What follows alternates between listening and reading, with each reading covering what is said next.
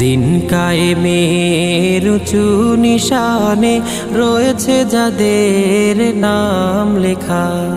দিন কায়েমের উঁচু নিশানে রয়েছে যাদের নাম লেখা। ধন্য হলো যারা নবী পরশে, ধন্য হলো যারা নবী পরশে, সেই হলো সাহাবা। আসসালাম আসসালাম আসসালাম আসসালাম আসসালাম সাহাবা, আসসালাম সাহাবা। খন্দকে খাইবারে ওহুদে বদরে সেই রক্তের খানা জোহার।